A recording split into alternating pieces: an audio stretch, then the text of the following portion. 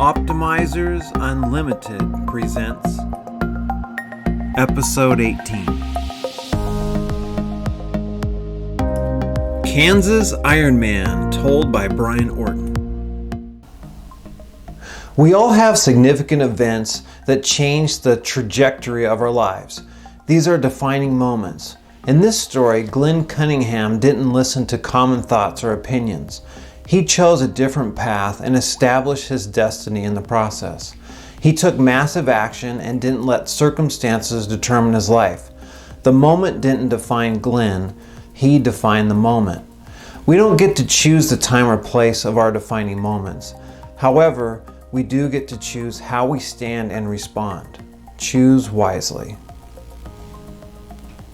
When a defining moment comes along, you define the moment, or the moment defines you.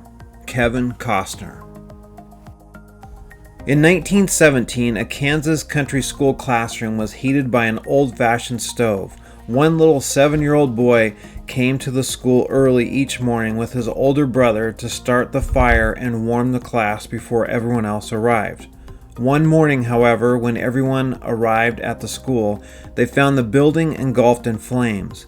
Someone had accidentally put gasoline instead of kerosene in the can at the schoolhouse. The boys who always started the stove were inside and unconscious.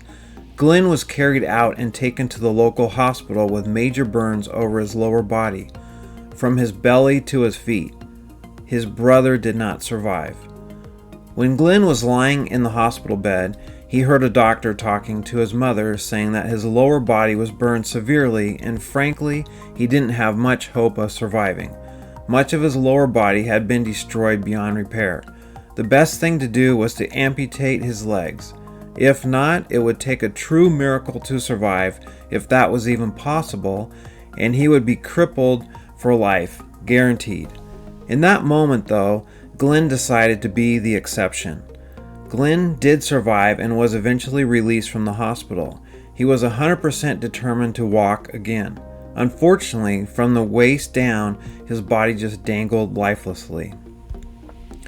His mother often wheeled him outside in their home to get some fresh air.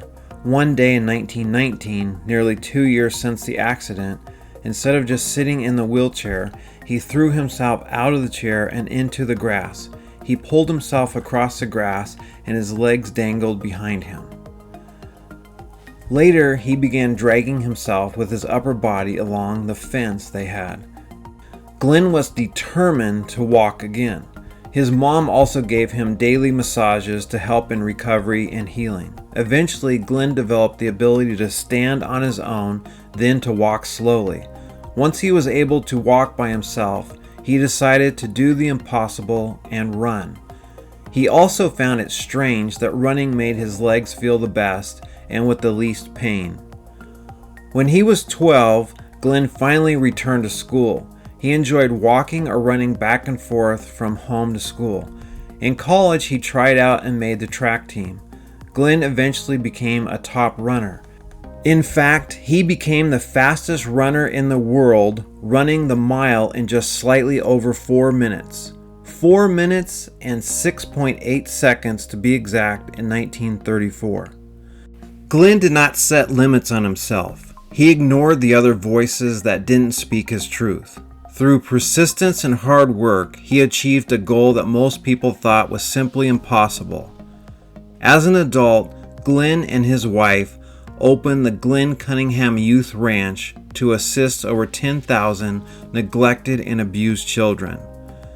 Glenn was honored as one of the greatest American athletes of the 20th century.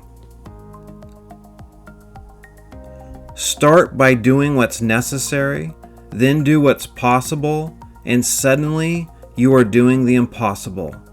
Francis of Assisi. Hey, if you could help me out by liking this video, writing a comment, sharing with others, and most of all, subscribing for more videos like this. Thank you very much. When would now be a good time to hit the subscribe button?